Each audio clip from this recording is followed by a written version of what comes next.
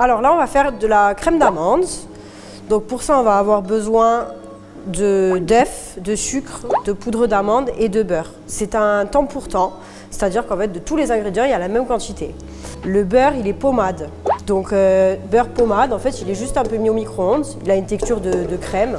Hop. Donc là, on met le beurre pommade et le sucre semoule. Et on va mettre à crémer. Ça va blanchir, ça va faire un beurre un peu blanc qui va prendre un peu de volume. Donc plutôt rapidement.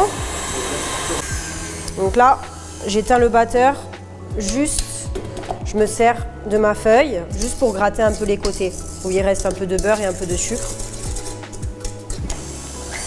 On va tourner encore un tout petit peu. Voilà. Une fois que c'est comme ça, il y a deux manières de faire. Il y en a qui vont mettre d'abord les œufs et ensuite la poudre d'amande. Moi, je mets d'abord la poudre d'amande et les œufs en dernier. Il n'y a pas une technique plus mauvaise que l'autre, ça dépend de chacun. Ça. Donc là, je mets ma poudre d'amande.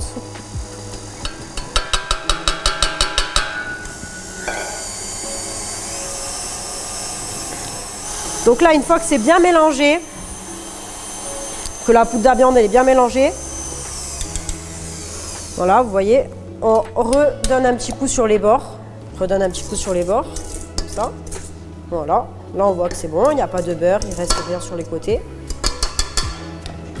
Et là, du coup, on va pouvoir rajouter les œufs. Là, on descend un petit peu la vitesse, on va tranquille, pour éviter que ça éclabousse. Et on ajoute les œufs doucement, petit à petit.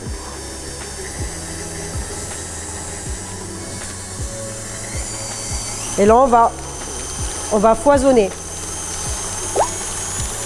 On va incorporer de l'air, on va faire blanchir le mélange. Donc là, on met assez fort. Là, il commence à être pas mal. Donc là, pareil. On racle un peu les bords. Et on remet à tourner. Donc rapidement, hein, on veut que ça foisonne, donc vraiment, il faut aller vite. Donc là, voilà, on est plutôt pas mal. Donc là, cette crème d'amande, on peut ajouter du rhum dedans, c'est possible. On peut ajouter de la vanille. Moi, je vais ajouter un petit peu de rhum, voilà.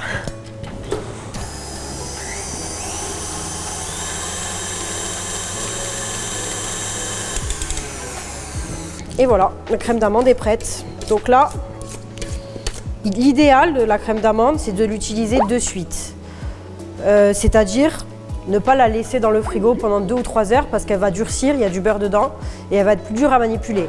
Alors là, je vais vous montrer comment on remplit une poche sans douille. Donc là, on n'a pas besoin de couper au bout. Donc là, on va faire plusieurs tours. Un tour, comme ça. Un deuxième tour. Et un troisième tour.